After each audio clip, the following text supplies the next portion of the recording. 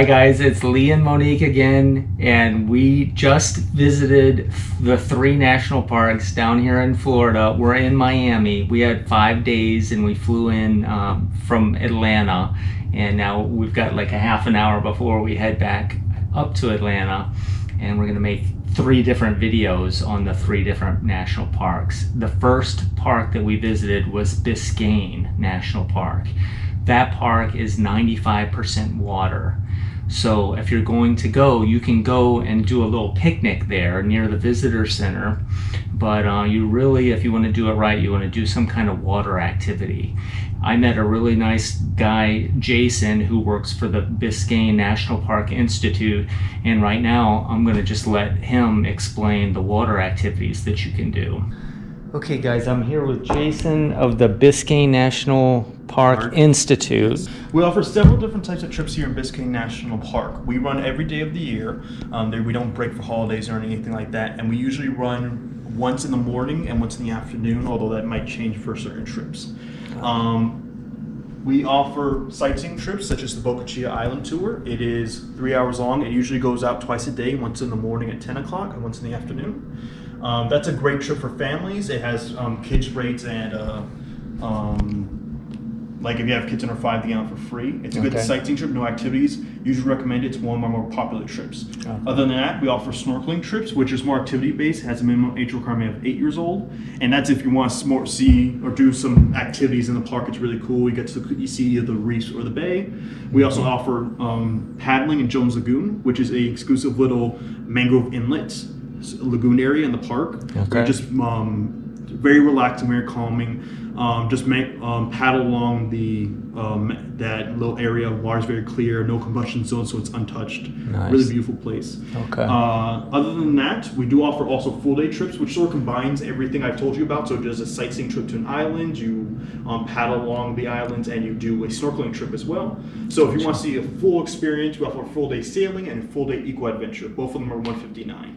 Nice. Other than that, we do have some trips that depart from Deering Estate, and these are sightseeing trips as well. The Lighthouse Boat Cruise and the Stiltsville Guided Trip. Again, those launch from Deering Estate, and those specifically go by the sort of northern part of the park. And right now we're not there. We're in the southern part. If you want, I can. We're in the southern part, and this is the main.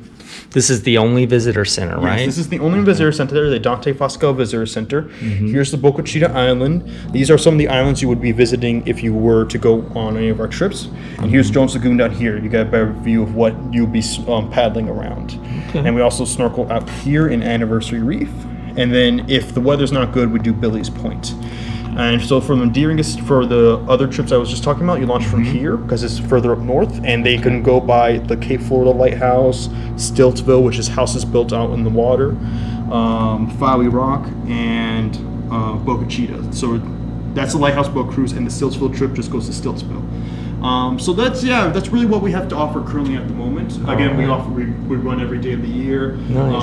Our latest trips goes out at 1:30, and usually our trips are the shortest at 3 hours long. 3 hours long, or you could do that full day option, and that's like $160. You're going to be out there all day. Exactly, and that's 6 hours long. 6 hours, and the other ones range from like $44 to like $70 or $80, right? It depends on the activity. Yeah. Sightseeing trips are usually cheaper, like Boca Chica is $44, $34 for kids.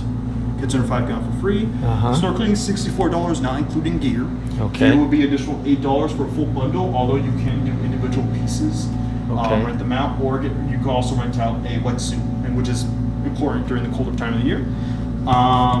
The full day trips, like you said, were $159, or you could privatize the boat, which fits a maximum of 6 people, for $750. And and then there's also the Jones Lagoon paddling, which is around $80. Nice. Or you could bring your own gear and own boat, come down here. A lot of people do that. Yeah, they go launch from a marina next door. If you have your own canoes and kayaks, we have launch sites right next to our visitor center. You can basically go along the northern shoreline here. It's very beautiful. Only if you have your own. Unfortunately, we don't offer any sort of canoe and kayak services for there. Gotcha. Jason, thank you so much for doing this. Sure. Can I say just one more thing? Sure.